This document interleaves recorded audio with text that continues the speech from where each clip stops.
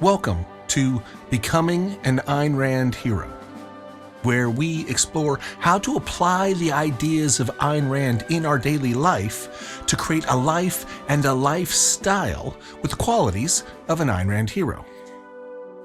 This episode is the first in a series of conversations with Kim Sawyer, a corporate consultant who specializes in creating coaching cultures and team building, about what it means to have a rational spirituality. Kim Sawyer, how would you describe, in fact, I'll let you describe yourself so that you can, frame it appropriately. How would you describe yourself? Wow, that's a big question. So, I am a human being, I'm going to wing it, man, who is completely committed to experiencing every aspect of my life as fully and completely as I possibly can, and helping other people do the same. Nice. I resonate with that. And how does that show up professionally? Professionally, it shows up with me as an executive coach, which is working with individuals and teams around performance and accomplishment in career and business, and an enterprise coach, which is about helping organizations build coaching into how they do business with one another, creating coaching cultures. Nice. And professional speaker periodically. Mm-hmm. And I met you at an Ayn Rand conference. You were speaking on wealth is more than money or something like that. That was the Freedom Festival. The Freedom Fest with Alice Summit within the Freedom Fest. Yep, and we were there as members of the Atlas Society and speakers. It was quite an experience, by the way. Yes. And that idea, wealth is more than money, or that's how I put it. I know you put it something very similar. I resonated with it immediately because it's a fundamental principle. Yes. I call myself a profitability coach. And it's all about creating profit, not just money, certainly money, but not just money, because wealth is so much more than money. And I think your company is even Wealth Source. Is that right? Yes, the Wealth Source. And by the way, Wealth is More Than Money is the title of my talk. Exactly. Aha. Okay, great. Words. So I knew I resonated with it. So now that was many moons ago, and Kim and I have struck up a friendship, and we've just had conversations over the years, and lately we've been having conversations about this idea of spirituality. Now, from my perspective, because we are admirers of Ayn Rand, objectivists, depending on how you want to define that, everybody has their own picadillos about exactly what, are you an objectivist or not, whatever that is. Because we are both deeply educated by, aligned with that philosophy, and we're both fascinated with this concept of consciousness, also considered spirituality. What is the spirit of consciousness, of human consciousness, of human being? And because objectivist is so adamantly atheist, I thought it would be really fun if we spoke about our understandings of spirituality, of consciousness, of the ground of the thing we call self. Right? There's this thing we call self, and objectivism is all about self-interest, rational self-interest. But what is the self? What is that self of which we are self-interested? How do we understand that? And Ms. Rand did not expand on that in great depth, which leaves an opening. Poor lady, how much more depth and breadth could one human being possibly cover? It is. Exactly. She only created a corpus of work which is grand and awesome in scope. She didn't do everything. Not a problem, but it creates this opening, and any opening in her philosophy is an opportunity to argue for objectivists. And so I thought we will do the dangerous and fun thing of talking about an objectivist spirituality. I'm going to call it that just to be as provocative as possible. And so to get into that, How do you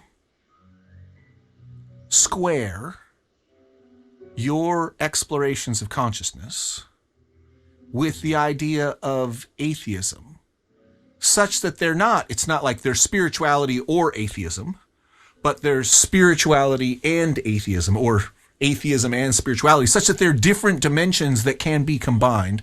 I'm curious how you conceptualize this, because my goal is to have a series of conversations with you in which we explore this territory, build some shared vocabulary, such that anyone who's interested in this aggregation, potential integration of objectivism and spirituality, consciousness, meditation, can follow us into this world.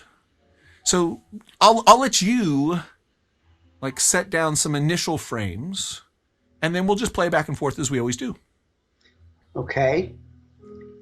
Thank you, Mark. That's a good lead in. 5 or 10 topics of conversation just went past in your introductory remarks. But of course, only always. Let me step back.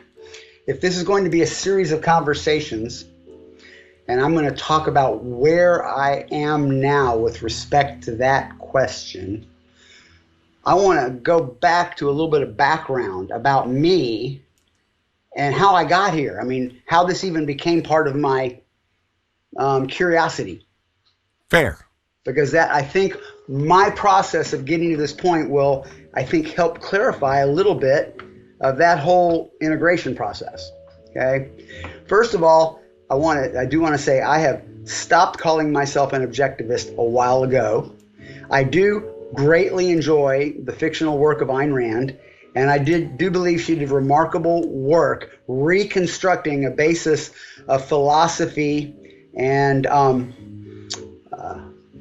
foundations of science even that had been lost, and gives us an opportunity to think well in this universe. I believe that's true, and I love her for that. However, I really consider myself now as a rational, conscious being who's absolutely committed to the death of making the absolute most of my life while I have it.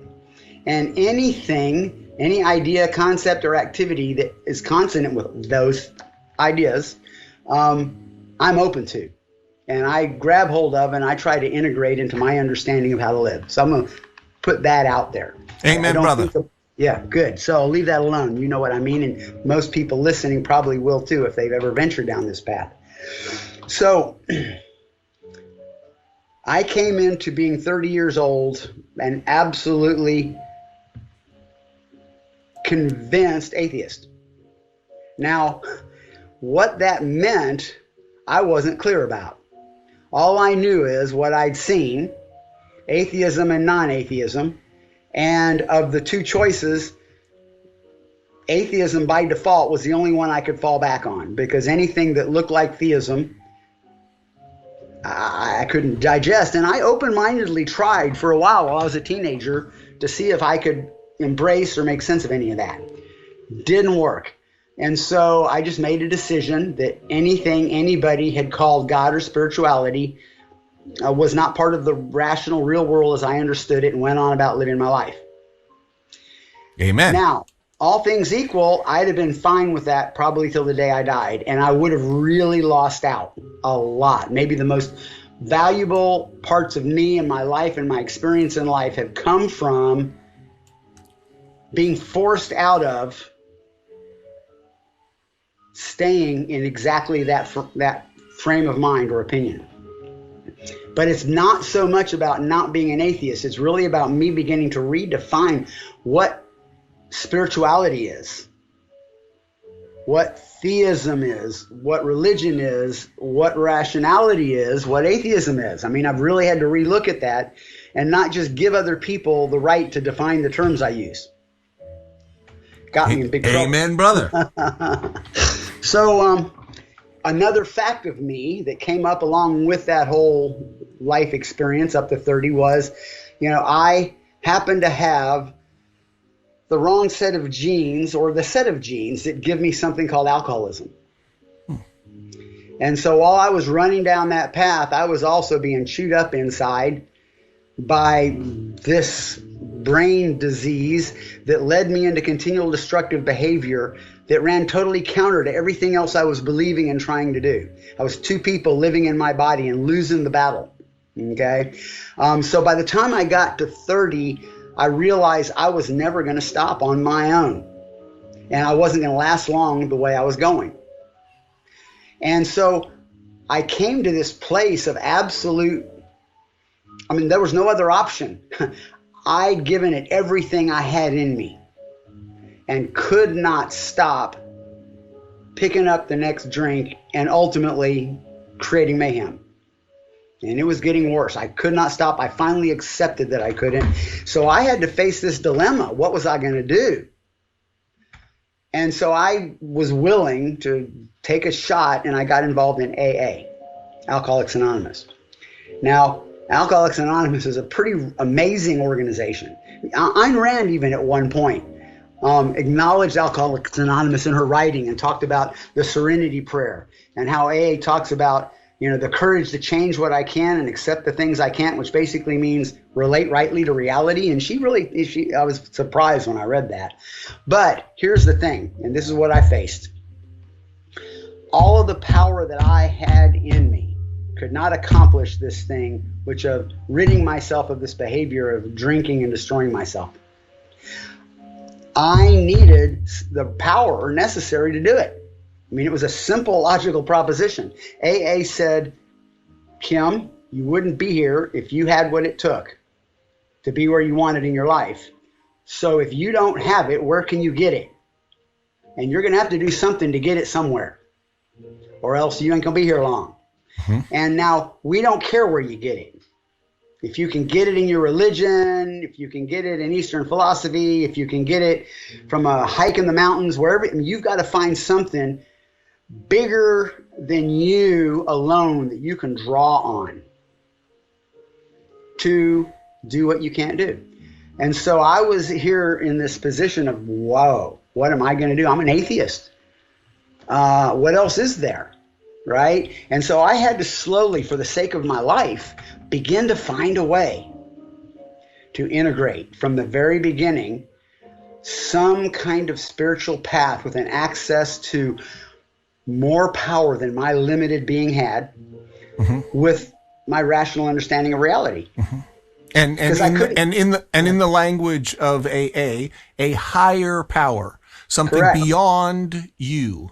Yes. Whatever the hell that means. Exactly. And so they threw the word God in there, but then they kept saying every time they threw the word God in, as you understand him. So whatever it is you want to put in that place called God, you put it there.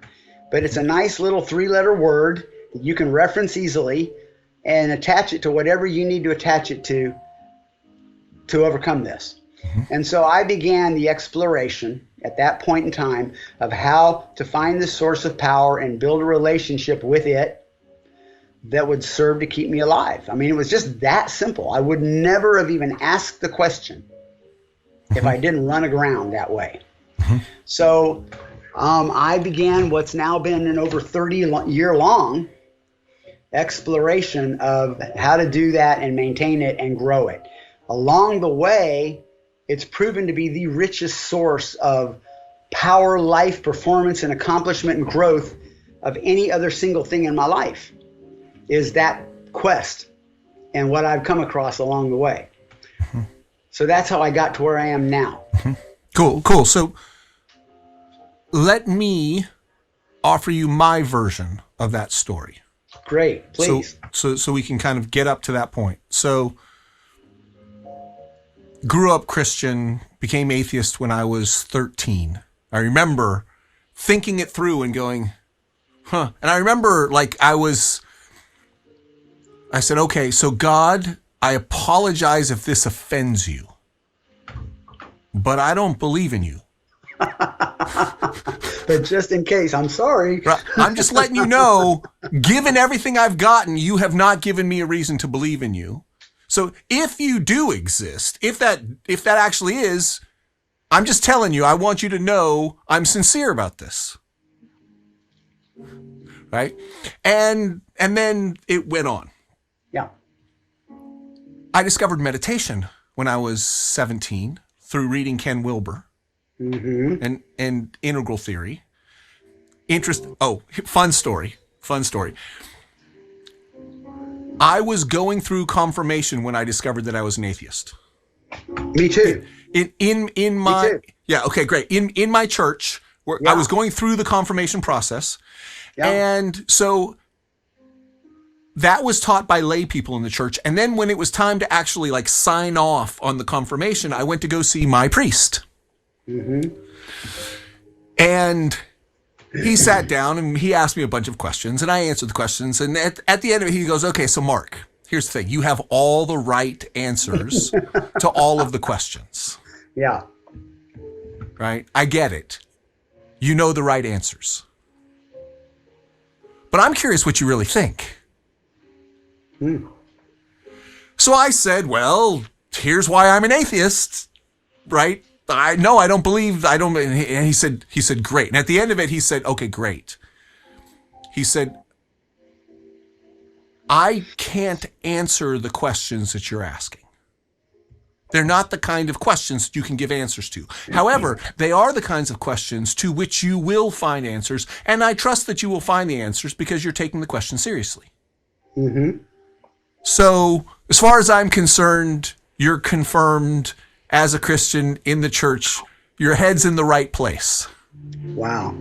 Right? And he said, that's an amazing man to be a priest in. I know. Yes, I scored. You were blessed. And then here's what he said. You ready? He said, there's a guy named Ken Wilber that I think you should read. Wow. And so he suggested a book, and we left, and I never read the book. I was 13 going on 14. But I was at a wedding when I was just 16 turning 17. There was a wedding at our house. My aunt got married, and that priest officiated the ceremony. And so yay. We're at the dining table, and he's getting barbecued chicken and stuff, and I'm getting barbecued chicken. So we're like, and he's all, "Hey Mark, how's it going?" He's all, "By the way, did you ever read Ken Wilber?" I said, "No, I never read Ken Wilber." He's all, "You gotta read Ken Wilber." So I went to the college library, Cal State Hayward, and I got the only book they had on Ken Wilber, which was called A Sociable God. And I started studying Ken Wilber and got into meditation. So I'm an atheist who got into meditation. Now, what Ken Wilber says is this. He says that there's pre-rational thinking, like a child that says, "Mom, can you turn my spinach into cake so it will taste better?" Like, it's magical thinking. And then you go to rational thinking. So there's pre-rational thinking, there's rational thinking, where you learn how to think rationally and you understand that magic breaks all the rules of science. It doesn't make any sense. It's a violation of the rules of the world. And then you start to ask questions about what consciousness is and what is the self that you think that you are. And is the self that you think that you are consonant, to use your word, consonant with the truth of your experience? And those kinds of questions, he says, are transrational. Yeah. Okay. So I started studying transrationality when I was 17. And so I went on and I started meditating, and I had very profound mystical experiences, and I thought it was really great. And then I discovered Ayn Rand at 22. Right? Oh my God. And I'm like, oh, I am an atheist. I have always been an atheist. And I understand consciousness and spirituality as something that goes beyond the self that I thought I was. Right? The self that I thought I was does not encompass the truth and the fullness of my experience. That's how I would put it. And then Ayn Rand just slammed, right? And so, right, there's this question of higher power, right? Or transcendent power or transcendent awareness, that which goes beyond myself. And as I hear you speaking, and I went through my own 12-step excursion for a few years, which I found very enlightening, even though in retrospect I do not think that I am addicted in any of the classic ways. But the idea of a higher power, if I understand higher as more aligned with the fullness of human consciousness than the self that I understand myself to be, that I've sort of created in language and I understand myself, I can call that higher, I can call it transcendent, I can call it wider. And so I thought that would be a good place, as you were telling your version, to say, what does higher mean? What does it mean to go beyond yourself when you're the one doing it? So I can't answer that question without sort of constructing along the way how I answered the question, or how I discovered the answer to the question. Excellent. Okay? I think that's what this. Think that's what this series of conversations is designed to do. So, yes. And I find that really meaningful, because the combination of thoughts and experiences and that allow me to construct answers is really important if I'm going to share the answers. So it's interesting. You and I have many common threads. Because when I was 13, I was grown up in the Episcopal Church. I went to confirmation voluntarily. My parents didn't go to church. I asked them to take me to confirmation at 13 years old for an entire summer and semester on Saturday and Sunday, because I knew that the question I was asking, is he or isn't he, was really important somehow. And so I wanted to go learn about, what he was supposed to be before I made that decision. So the best I could do is I went and took classes, and now I did not have the positive experience you had. I was the object of scorn and derision from both the Sunday school teachers as well as the students. I went through the process and took confirmation at the end because that was just how you get your diploma, and never look back. Okay. Now, when I got to AA and realized that I was going to have to find a way in the rational world, as I understood it, to tap into some source of power that was more than the power I had. I mean, even the word higher, I wasn't thinking about that. All I knew is I needed more than what I had. Where was I going to find it? Okay. And I kept it simple like that. Okay. So the first thing I realized is, well, the source of power had to be in reality, otherwise it was useless to me. Otherwise it wasn't real. Well, I mean, it was not going to help me not drink. It had to be real, or else it could not help me. It's not going to get purchased in reality. You have a real world problem. You need a real world solution. So the first thing I realized was I had to look for my power not beyond reality, but in reality. So, but what AA told me is spirituality and religion are two separate things. I never got that. Okay? When I went through my confirmation and God and spirituality as was put in front of me did not make sense, I just said, okay, all that out the window. No one ever distinguished for me spirituality. Baby and bathwater, bye-bye. Yeah. And then no one else ever distinguished for me the concept of God from a supernatural, mystical, humanized being. And so I got to ask the question of, well, if there was something godlike that wasn't supernatural or mystical, what might it be in reality? Could I find that there? Let me interject here for fun. I have this wonderful friend. Her name's Wendy Hunter Roberts, just an extraordinary woman. And she once said to me, she said, what if God were a woman? She was talking to one of her friends, and her had like a 7-year-old daughter or a 10-year-old daughter. And she said, well, I'm curious, what if God were a woman? And the girl said, well, then I could be president. Cute. Right? Because if God is a woman, then I as a woman can relate to it. Sure. You were saying earlier, does he exist or not? And the answer is no, he doesn't exist. It, or I like to say she, he, it. She, it exists, right? Like it's whatever God is the shit. Okay. Okay, so it or something that's beyond a personality, a supernatural personality.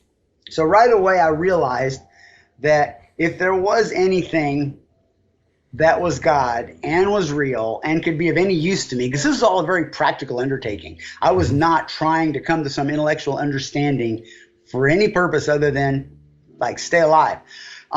Then it could not be a person. I mean, if there was a God, humanness was much too small and limited. I mean, I tried people to help me and nobody was able to help me. Human beings weren't going to do it. I needed something bigger than that. And of course, it did make sense that anything that godlike would be able to have a human characteristic. So although I did later on, and it's been fun, I came to a part where I said, there are masculine aspects in reality and there are feminine aspects in reality. And most of the looks at God are all about the masculine side. I wonder what the feminine sides of God might look like. How would I relate to the feminine in the world? That was a really juicy undertaking in my spirituality, which ultimately healed many of my relationships with the women in my life. But that's another conversation. So what I started with in the beginning was I just looked for anywhere where I could feel some sense of life, force.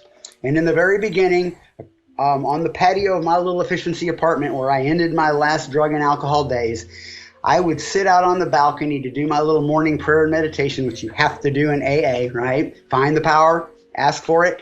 And there was a big bush out in front of my apartment, big, vibrant, huge, green, alive bush. And I looked at that bush and I said, wow, I can feel you. I can feel the life in you. And I want that power. I need that. I haven't felt that I don't know if I've ever felt all that in me. So I'm going to connect to you and draw life force from you as I meditate to help me find strength. And so that was, for me, in the beginning, the first power greater than myself. Was a big living bush. It was doing a better job of living than I was doing. So that was more than me. That's all it took. More than me. Now, that started me on a path of saying, well, gosh, where else is power?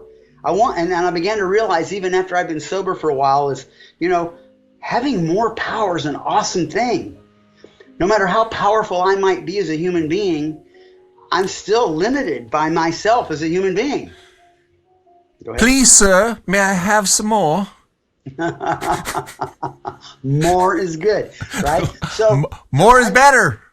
I thought, so you know what? I'm going to dive into this exploration of finding and drawing on sources of power bigger than my own as a life undertaking. Because think what I can accomplish and who I can be and how I can grow if I have access to ever more power. Not like power over people or the power that money might give or any of those powers, but I mean just life force and energy and intelligence and the ability to live. I want big ability to live, and I could feel it like that. So I began exploring, and it kept getting bigger and bigger and bigger. And at some point, I relaxed enough to take that word G-O-D, and I said, you know what? I'm going to just take it and slap it right on all this power I've been finding in the world and just call it God for now. And it's going to be a file folder into which I can throw everything that seems to belong. And it's a nice, easy word to remember. So I actually got willing to use the word God, which some of my objectivist friends freaked about. But once I started talking to them about what that meant, they're like, oh, okay, all right, never thought about it that way. Now, there came a day, and I know I'm talking about God, not self, but it ends up inextricably linked, right? As you probably discovered. There came a day where I thought, wow, why am I busting it out into these little pieces and sources of power everywhere? What if I just decided God is all the power there is, equal, aka the entire universe as a whole in its very beingness equals God. God equals capital A-L-L. I read a wonderful little book called The Kabbalion, Hermetic Philosophy, and it talked about the all being the ultimate power. Well, there's nothing bigger and more powerful than the entire universe as a whole. Yes, Infinite and present. by definition. Okay, by definition. By So definition, we're dealing with reality. Yeah. Like there's nothing bigger and more powerful than the totality of the universe itself. Yes. Got it. I mean, all these pikers with their little gods and deities and sources of power. Dude, I want the biggest one there is. Yes. I mean, and so everything fell into place at that point. How Judaic of you. Is it? Well, so we could say that the great innovation, the great religious innovation of the Jews, of Abraham, is one God. One God. Right. All of it together. Like, that God? Yes. No. Subordinate to that. This, right. Subordinate to that. All of the individual powers, all the individual sources of power are subordinate to the one overarching meta. Right. But that was just the beginning, because the split was still there between the world of God and the world of real things. Aha. Okay. There was one God, but he was still mystical and supernatural, humanized. Ah, okay. Okay. And so where I went is I brought them together. One God, one reality, one thing. Yes. It's all reality. It's all God. And so Amen, brother. God began to equal reality with a capital R. Now, I don't mean every little thing taken all together. I mean the wholeness of reality. And so I began to use the word beingness. That quality shared by everything that is called beingness, that's the presence of God. Existence exists. Yep. Existing is a verb. Yes. Being is a verb. Yes. Yes. And so there's a quality of being that I call beingness, because what I wanted to do is I wanted to bring the spiritual sense of depth to this world of, kind of real things that had been, because there had been a dichotomy. You know it. Ayn Rand knew it, but it was huge. I mean, it was a complete split of anything anything spiritual from anything real in the material world. And I thought, what spirituality was, and this is where is the relationship I build with reality. The way at core I relate to being me in reality. All of those explorations and activities are spirituality. So reality becomes spiritual because I choose to see that in it. And I relate to reality in a way that makes it spiritual. So Ayn Rand has a term, a sense of life. And although she doesn't go into that in great depth, she also talks about a malevolent sense of life versus a benevolent sense of life.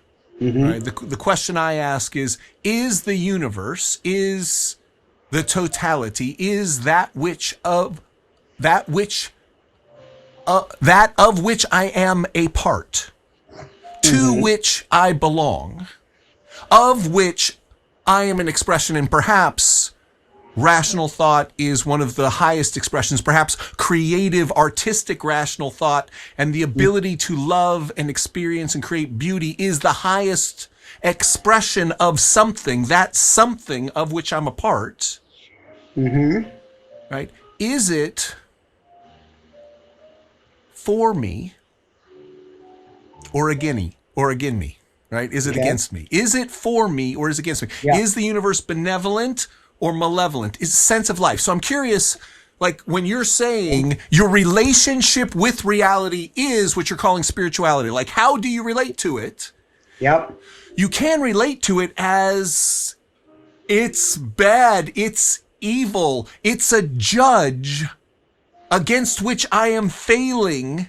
Mm-hmm. Or you can relate to it as it is for me. It is an opportunity. It is a gift. It is a game. It is possibility. It is a source on which I can draw, connecting to which is appropriate and good. And when you say, I want to bring spirituality into it. Like there's reality, but I want to bring spirituality into it. I'm hearing something along the lines of, I want to bring in the benevolent aspects of relating to reality rather than the malevolent or the inert aspects of reality. Am I hearing that right? How does that strike you? When you say you want to bring in spirituality, I understand. What do you mean? I understand. I'm just processing your question.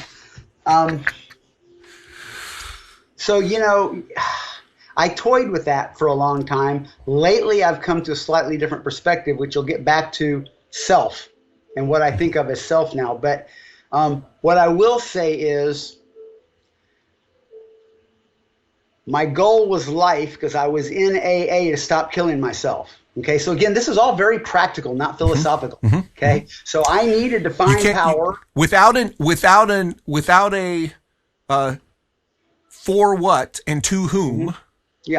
There is no value. Well, so there was no preconceived notion of where I was headed. Towards life, away from death. All I knew is I wanted to stay alive. I needed more power, and I could only find it in reality somewheres. So I started looking everywhere I could for more power to stay alive. So when I began to have all of that come together as like one source of power, then I knew that if I wanted to get all the life that was possible to me out of my experience in reality, in God, in the midst of all that, then I had to learn how to relate to it in the optimal way. I needed to learn how to gain as much knowledge, experience, skill, everything that I could, so that I could take what I had and the circumstances, the parts of reality I was put in, and make the most of my time here. So you needed to learn the skills. Go ahead. You need to learn the skills, all the skills you just described, in an optimum way such that you could draw on the power. Yes, that's it. In order to shape your circumstances in the direction of more life. Yes. So what I wanted to do is I wanted to learn skills, ceremonies, rituals, processes, ideas that I could take and build into my life as a regular part of operational living that would allow me to receive as much information as in guidance, as much inspiration as in power, as much as I could gather to optimize my life. And of course, the skills are constantly growing, the concepts are deepening, and I build them all into my spiritual disciplines as far as how I go about living life. Meditation is just one of those. But where I have come to recently is the universe is neither benevolent or malevolent. It just is. God just is out there in all of his grand glory. And I happen to be here for a little blink of it. And he's busy moving and turning. It's busy moving and turning and churning and changing. And I get to see little bits of it. And I get to make some choices about what I want to pay attention to and what I want to put energy into, and try to make the most of my experience I can. So the benevolence or malevolence comes from the choice I make as to how I want to step in to this very neutral universe. It just is. It has nothing to do with me except I happen to be aware of it. And I get to decide what to do with it. And you choose life. I choose life, which is ultimately the core of objectivist ethics. Amen. It's the life qua man. Life qua man. Like, what is appropriate for human being? What is the possibility of being human? And how can I realize more and more of that? And how do I build an optimal relationship with reality, with God, the source of all power, the totality of the universe and the power that it represents? How do I build an optimal relationship with that such that I can head towards an increasingly something life, beautiful, thriving something life, Yes. which is appropriate to human being, which is the fulfillment of human potential, for lack of a better term, something like that. So I have a meditation mantra I use. It's 3 words: I live, I look, I love. And ultimately, I believe that embodies the only 3 choices we have in the world and the very essence of my being and my volition. The fact is, I am alive. I am alive. Here I am. And I can look. I'm looking. Those are unquestionable axioms, as Ayn Rand talked about. Now, the first choice comes in, what am I going to look at? Every moment of my life, I'm making a choice as what to look at. And then the next choice is, if I'm looking at it, do I want to put energy toward it? And so that's the I love part. So I'm choosing life, and therefore I'm looking at things and putting energy toward things that I think will prosper life or fulfill life or thrive life. But at the end of the day, I am a looking that happens to have popped up in the universe for a short period of time. And I have a source of energy called life force in me. Like, whoa, how cool is this?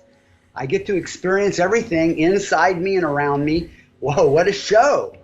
Man, and it's all happening regardless of me. I'm just watching it all. I'm literally in here, nothing but a point of awareness of whatever it is I'm looking at. And if I'm looking at it or aware of it or feeling it, it's not me. I'm nothing more than the feeling, looking awareness. And so I get to continually watch the grand show, which has happened before I got here, is going to happen after I'm gone, and then decide, where am I going to point my awareness, and then what am I going to do with that? And all the rest of my life emerges out of that continual set of choices. Here I am. I want to stay open to it all without prejudgment, preconception, because all that's based on my very limited past experience. What I think ought to be, want to be, doesn't like, do like, all of that's based on a little sliver of all that information out there. So I want to keep looking at it and watching it, seeing it neutrally, not for me or against me. That gets me in trouble. Just seeing it and then looking at the values I've chosen and deciding, how can I act in the face of whatever it is that's going on in a way that's aligning with my values. Okay, so I think that's clear. I'm going to say that that's clear. I'm going to summarize it a little bit, make sure I've got it, and then I'm going to ask you a question around it because I think this is the fun part for me. So, that which you are, your, for lack of a better term, your ultimate self, okay, is that which is aware. Yes. Right? Now, of the senses, seeing, hearing, feeling, tasting, smelling, and then we could say proprioception, all those senses, you experience and you focus on, you summarize that by looking.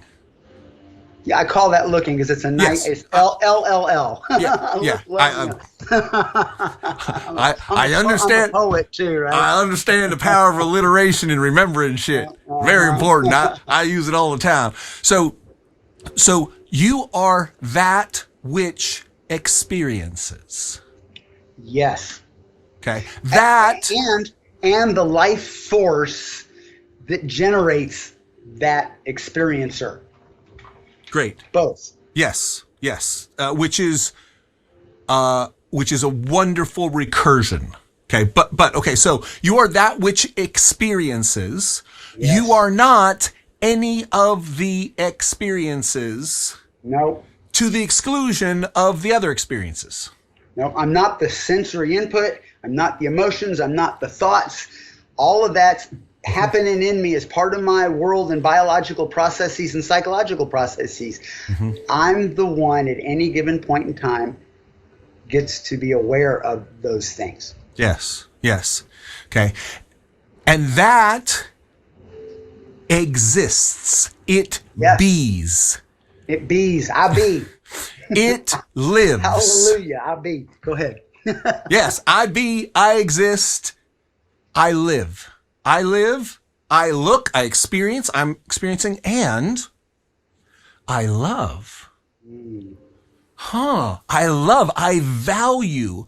There are some of all the potential. There's an infinity that I can focus on and that I can focus on and experience. Like experience is happening, and I like to say it's infinitely deep.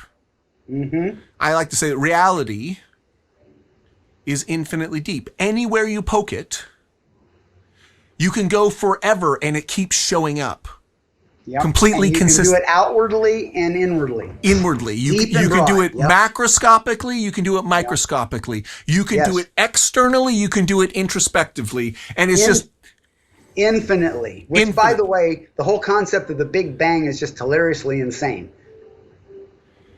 Like there was ever a time that there was nothing. Yeah, but the Big Bang doesn't say that. No, well, but it's interpreted that way. I understand that, but like many things, people interpret things inappropriately, and we're not going to argue with them. No. So to love, there are of the infinite numbers, infinite possibilities. Oh, well, let me complete the thought. So reality is infinite. I like to say it wherever you look, it always is what it is. I like to say that it can't be any more the way that it is than it already is. It's the one perfect thing. You cannot make it any more the way that it is than it already is. Reality is perfection. So that in that infinite perfection, you get to choose how you relate to it, what you focus on, how you use your intelligence to move this body mind in order to create effects that lead more towards what you want than what you don't. As I like to say, more of what you really want and less of what you don't. Like, what do you want? More and less. But we'll come to the whole question of want and don't want later when we get into the depths of ethics a little bit. Well, so this I'm going to say that love, like in the tripartite thing that you've put in, love is values. You value some things more than others. Yes. You prefer. You want. Okay, so I love, which means what? What does love mean? Like, I have my understanding of what love is. What does it mean to love? Do you choose to get more of what you love and less of what you don't? Like, what does it mean to love? That means to make choices and take actions in alignment with what I value. So to move toward what I value. Now, I do want to distinguish values from what I want or prefer and what I don't want or don't prefer, because I think they get a little confused, and but that's another conversation. A little down the line. And I also want to talk about there's different kinds of values. There's discretionary values that are just the things I choose to prefer or not prefer. And then there's some values that are game killers, that if I decide not to value some things, the game's over for me as a human being. So then there's a whole question about picking values and taking action toward values, and then also recognizing that my current values are based on a little teeny micro speck of the information that's available out there and what little experience I've had of it. So I have to recognize that my values are operational choices I make right now so I can act and live into the world. But as I learn more and grow more, except for a few game killer values, I have to be willing to realize that maybe what I valued a couple of days ago is going to shift or change, and then I continue living toward what I value. As Ayn Rand says, knowledge is contextual. As Yes. you expand your understanding of the world, as you expand your data, as you abstract your values with greater and greater precision, given more data, and you test your abstractions in reality to determine if they're accurate, right? I think the world looks like this. I build a plan based on my understanding. I enact the plan, and then I discover to some degree or another, are my plans relatively accurate or inaccurate? And I expand the context of my knowledge, and therefore my knowledge changes. My values at any one point in time are always incomplete relative to the virtual inexhaustibility of the infinity of reality. Yes. And so your values are open for updating based on increased knowledge about reality. However, I will say that Yeah. I believe there's a small handful of values that are, I don't know if the axiomatic is the right word, but my ability to even be around a value are based on me securing a couple of primary values, such as taking ownership of my life and how I live it, using my mind and tools as my way of functioning, living with people in a way that allows us all to prosper and live and choose. I mean, I believe there's some values that more knowledge won't change. Because if I don't honor those values, my ability to continue gather knowledge and evolve my values goes away. And so I do believe there's some distinctions there. Knowledge is contextual. Much of knowledge being contextual is refining your understanding rather than changing your understanding. Yes. There's a set of primary values which are analogous to axioms. They're not actually axioms, but like you're choosing life over death. Right? Yes. That's not axiomatic in the sense of, but you could say, okay, it's axiomatic. If you don't choose life, then you end up not being able to choose anymore. Right. Yes. Okay. So there is a fundamental, I choose life, therefore there's certain things that I'm going to make sure are cared for and guide my behavior. And then within the context of that, man, grow, learn, change, reach, evolve. And be willing to recognize that whatever my picture of that today is probably not the best version of it that it could be or is going to be. You know? In fact, assuming that you have an optimal relationship towards reality, your best articulation of values right now sucks compared to how good it's going to be once you get some more experience, because you're actually, like, the more you really care. Like, this is, for me, love, caring. Heidegger says that the essence of this thing that exists and experiences, that the essence of the relationship between that and experience, that which experiences and experiences itself, the fundamental relationship is one of care. Yep. Right? Or love, however you want to. What? Or love. I mean, or love. Care, right. It's generally in the English translation of the German is typically called care, right? It's that you care. It's that you want it to be a certain way. You have a preference. You love that. There's a fundamental desire for more of some things and less than others. You're squinting. How do you mean? What do you think? So we're gonna. I think we need to pick it up there in our next session, because I do believe one of my biggest impediments to everything that's possible for me is deciding at any given time whether I want it or don't want it. This is okay. This isn't okay. I like it. I don't like it, because that limits my ability to live effectively and be happy. And it leaves me attached to external factors that I don't have control over for me to be okay and satisfied. So there's a difference between wanting and preferring and having a value of fulfilling my life as a human being while I can, and then let's see what happens. I'm going to live a certain way, and let's just see what happens, you know? Excellent. So I have one or two thoughts on that matter.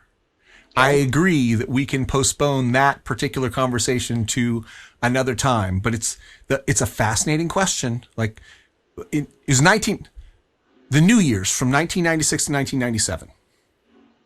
Right? I was a coach. I was a trainer. I worked for Anthony Robbins and Associates in Northern California, and I was training individuals and teams in Tony Robbins' work. And I had been developing my own style. Like, I noticed I was doing different things than all of my colleagues. Mm-hmm. And I sat up, I didn't sleep that night, and I just sat up and thought, what is it? And I finally came down to this question. Right? It's like, once you can choose what to feel, once you can learn how to use your mind in order to change your submodalities and your beliefs and your value, like to change your emotions, once you can determine what to feel, how do you determine what to feel? Mm-hmm.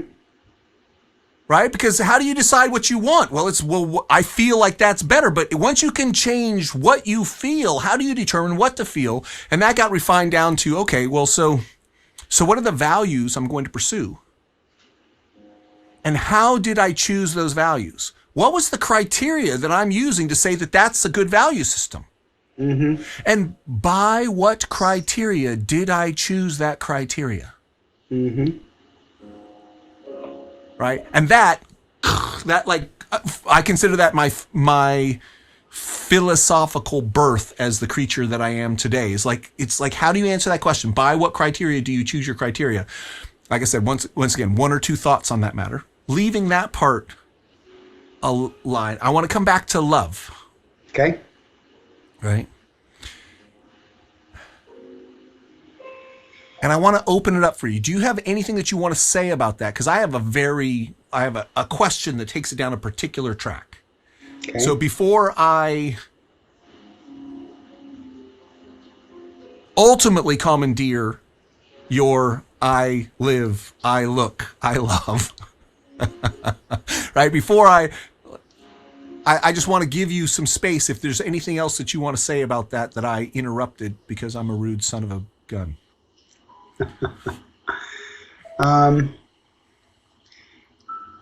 I will not venture a comment with regard to your last remark.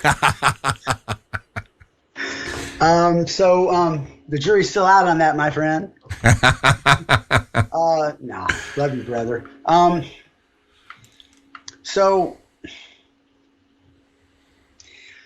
Love for me is the fundamental choice to release the life force in me. Love is in me. It's in me. I was born with it. It's there. And I either choose to block it or let it flow based on how I go about thinking and living my life. And so I believe love, or the expression of life toward whatever's possible, is my natural state as a being. And the only thing that stops that is all of what I'm doing in my brain and inside me to get in the way of that and block it up. So I define love as nothing more than the choice to openly flow my life force out into the universe to the best of my ability. And of course, then there's many different manifestations of it we experience with regard to people and things and life experiences, ideas, etc. And there's a set of, in terms of how you channel the power of the all, mm-hmm. the more you open to that, the choice to open yes. to that, to be the channel of that, yes. is the choice to love. And here's the thing. My ability to maintain an open channel to pulling in everything I can pull in life experience from people and information and feeling and everything that's out there, and let it flow through me and come back out as influenced by the nature of my unique being, that is That is love. Being open to all that is and letting it flow through me and directing it all outward. Love is a verb. Yes. Okay, now, to clarify and forestall potential objections. Okay. This idea of love, right, as this choice to open rather than close to this channel, even if the opening leaves some goal in an uncertain state. So I'm headed for this thing. I'm doing this thing. I need to do X, Y, and Z. I feel the energy of the universe wanting to channel me into something else other than the plan that I had. Yes. If I choose love, in this case, if I choose to go with the more flowy expression, the more flow expression of action, rather than the thing that I was going to do, I'm willing to allow the things that I used to think that I wanted 3 seconds ago. Yes. The goal that I used to think was the appropriate thing to invest my time and energy into 3 seconds ago. I don't love the result. No. I love the Process flow. of living. Yes, absolutely. Right? And so this one of the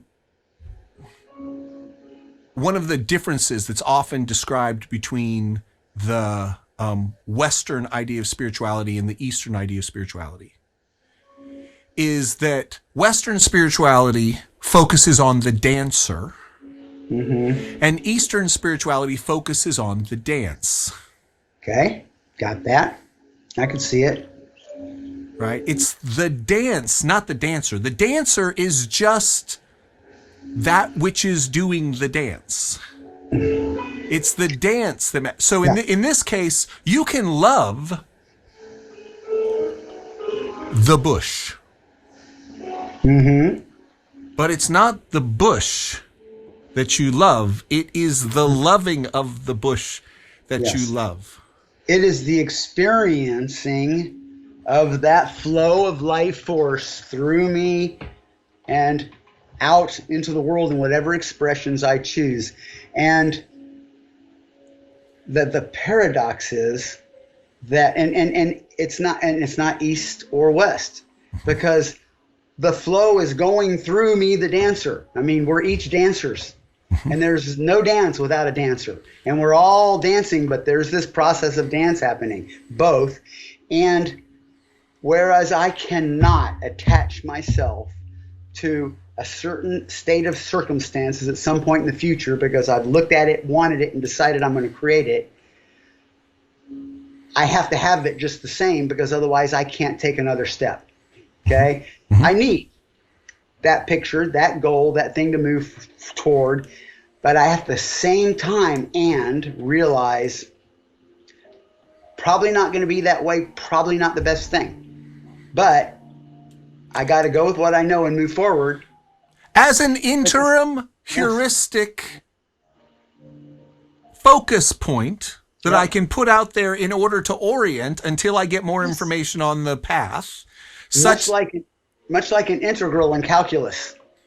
It's a whole bunch of little segments of changing slope, but if you extrapolate that to infinitely small, it just becomes a smooth line. So I'm continually making those little steps toward this or that destination, but knowing at the same time that's just a snapshot in something that's a much bigger flow that I can't conceive of yet, because I'm just right here in it, you know? Perfect. Math is a wonderful thing, by the way. Hallelujah. So,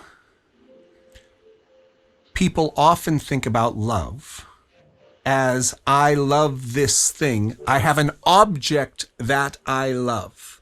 Yeah. I love this person. I love this goal. I love this experience. I love this book. Yeah. right? Now, I want to bring it back to Ayn Rand for a moment. I love her work. I love her characters. Mm-hmm. But do I love the book? No. Do I love the words? No. Do I love Hank Rearden, like as a name, or no? There's a moment. Like, I love to find little moments which act as vignettes to help me clarify the difference between the way I want to be and the way that I often find myself being. Yeah. Right. Well, this is the. I'm sorry. Go ahead. Finish. You about to say something more? Yeah. Yes. Go. So, Hank Rearden and Dagny Taggart are building the Rearden Bridge across the chasm to get to Ellis Wyatt. Yep. And he has developed a new structure for the bridge, which is appropriate for the new metal. Originally, Dagny told her engineers, hey, look, build me a bridge, but scale it down to Rearden metal. And they came back with a standard bridge, and she's all, no. Yes. And they're all like, what are we supposed to do? We don't know. Like, we've never worked with this metal before. All we can do is adapt the previous structures. Yeah. Okay. That's not love, right? That's not it. That's not what I love. But she's like, just do the best you can. Then she goes to Hank and says, what are you talking about? No, here's the new bridge. Then, and they're working on the bridge and there's all these problems. And then he has a dream. And in the dream, he combines a truss with a something or other. I don't know. I don't remember what it was, but it was some new engineering thing. And he's all, and when we did that, he's all, wait a minute, I never did that. He wakes up and he starts drawing the new thing because he's got it, right? Now, what do I love about Hank Rearden? Do I love that he built the Rearden Bridge? Sure. Do I love that he created Rearden metal? Sure. I mean, those are nice. I appreciate those. Those are wonderful. What I love about Hank Rearden is that he created Rearden metal. That he was in that creative process. That is what I love. That he came up with the idea for the bridge. That when Dagny calls him and to talk about the latest catastrophe, she's all, oh, Hank, he's all, oh, never mind that. Check out my new bridge. Like, check out my new bridge design. And in that moment, she goes like, oh, she didn't say this, but she's like, oh, I was caught up in I'm trying to get to the goal that I was stuck on and and you're playing in the realm of loving the process, the becoming, the creativity as it's happening. That is love, not the thing. Yes. And what kills my ability to optimize my experience of love and life is loving specific things, of attributing the joy and positive energy I feel to the thing and having it or not. So when we do that, we get ourselves in a whole world. I get myself in a whole world of trouble. And that's where I want to pick up our next conversation. Yes. Okay. Is when I attach love and preference to the thing, then I lose the game. Excellent. Of loving. Excellent. And I'll say this brings up two questions. One is, so how do you value? Like, what does it mean to value? What does it mean to have preferences? And two, what does it mean that it goes horribly wrong? Like, when you get attached to the result rather than to the goal or the value that the result represented, right? You said it goes horribly wrong. How does it go right? How do we value? And how does it go wrong? What actually happens? Both great conversations, probably separate conversations. Okay. Yeah. Well, sir, good fun. Let's continue. Beautiful. Bye. Becoming an Ayn Rand Hero is brought to you by me, the host, Mark Michael Lewis of theprofitabilitycoach.com. If you want to know how to apply these ideas in your life to live a heroic life, go to heroicmeaning.com, where you can play a game where this kind of heroic meaning is the name of the game.